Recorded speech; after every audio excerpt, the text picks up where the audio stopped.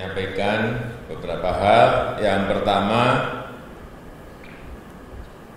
saya ingin tes PCR ini betul-betul bisa diperluas jangkauannya dan mengurangi tumpukan pemeriksaan sampel, terutama di daerah epicentrum. Saya mendapatkan laporan bahwa sekarang memang sudah diperbanyak untuk tempat labnya, yang dulu hanya 3, sekarang sudah meloncat menjadi 29 tempat dari 78 yang dipersiapkan. Tes PCR sampai hari ini juga sudah menjangkau 26.500 tes. Ini juga lompatan yang baik, tetapi saya ingin agar setiap hari paling tidak kita bisa mentes lebih dari 10.000. Oleh sebab itu saya sangat menghargai pengadaan 18 buah alat tes PCR cepat yang dilakukan oleh Kementerian BUMN, yang minggu ini saya kira 1, 2, 3 alat itu sudah bisa diinstal. Sehari satu alat bisa 500 PCR, berarti kalau 18 berarti per hari bisa mentes 9.000 PCR per harinya. Ini sangat baik. Kemudian yang kedua,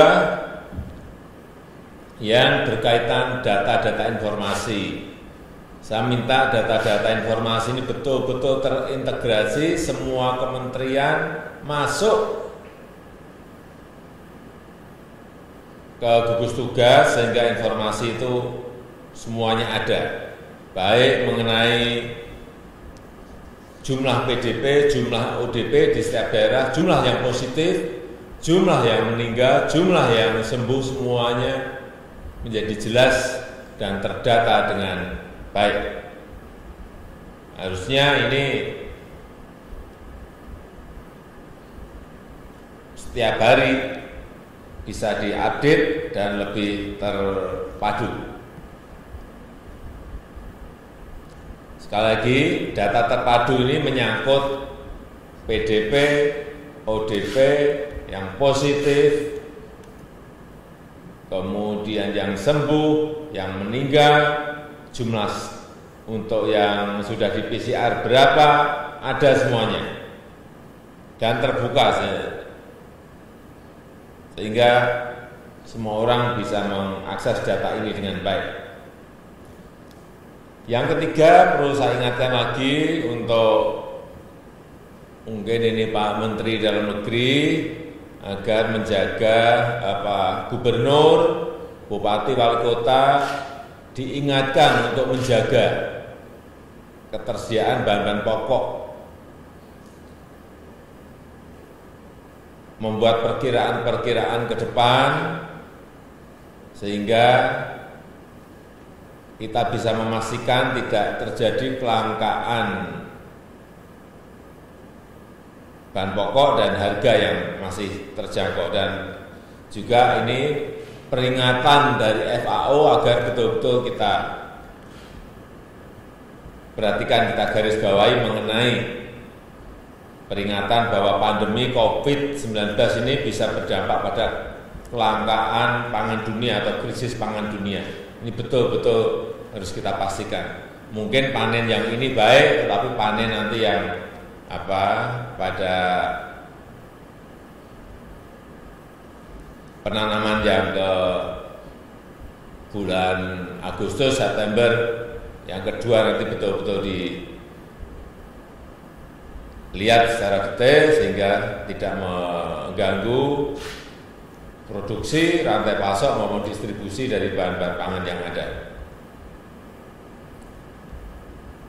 Kemudian juga yang keempat, yang berkaitan dengan dampak sosial ekonomi. Saya minta Menteri Sosial Menteri Keuangan juga. Minggu ini semuanya harus bisa jalan. Ini sudah sangat mendesak sekali, baik yang berkaitan dengan kartu prakerja, baik yang berkaitan dengan PKH, baik yang berkaitan dengan bantuan sosial langsung, baik berkaitan dengan kartu sembako, baik yang berkaitan dengan pembagian sembako di Jabodetabek, semuanya harus jalan. Minggu ini saya turun ke bawah, kemarin saya melihat bahwa kebutuhan itu sudah ditunggu oleh masyarakat. Jangan nanti di bawah melihat bahwa kita ini hanya omong saja, tapi tidak, barangnya tidak sampai ke rakyat, ke masyarakat. Yang terakhir, tolong diingatkan bahwa gotong royong, partisipasi, saling membantu itu bisa ditumbuhkan dari bawah. Ini penting sekali.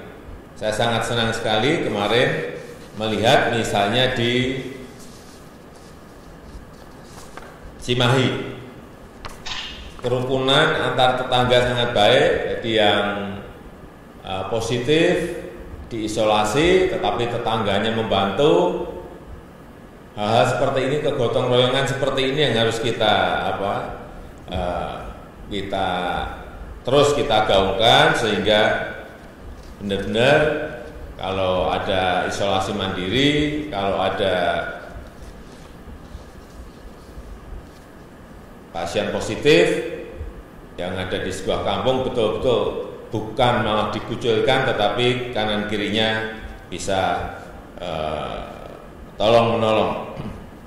Kemudian hal-hal teknis mungkin ini yang juga perlu terus disampaikan mengenai pemakaian masker, kemudian jaga jarak kepada daerah, juga isolasi parsial, saya kira penting sekali terus disampaikan sehingga mereka tahu betul yang namanya jaga jarak itu apa, yang namanya isolasi parsial itu apa, dan ini akan bisa mencegah tersebarnya corona ini lebih meluas. Kemudian mengenai manajemen penanganan pasien, ini saya minta juga ke Menteri Kesehatan agar betul-betul diatur, jangan semuanya masuk ke rumah sakit yang ada, tetapi tentu saja yang ringan, yang sedang akan lebih baik kalau dibawa ke Wisma Atlet. Ini ya semua rumah sakit harus tahu.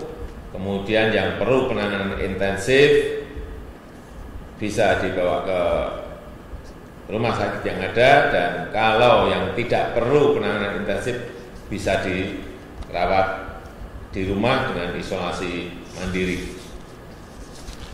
Saya juga sangat menghargai ini yang belum banyak diungkap, bahwa kita memiliki rumah sakit tanpa dinding, telemedicine.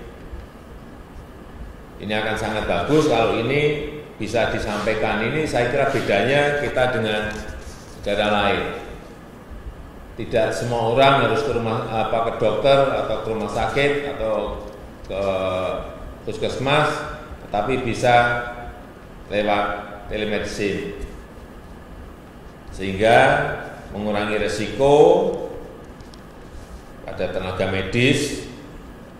Saya mendapatkan laporan bahwa sekarang beberapa perusahaan aplikasi teknologi sudah masuk dan bekerja sama dengan Kementerian Kesehatan. Dari yang sebelumnya hanya 4 juta, sekarang sudah mencapai lebih dari 15 juta orang menggunakan aplikasi ini. Ini sangat bagus.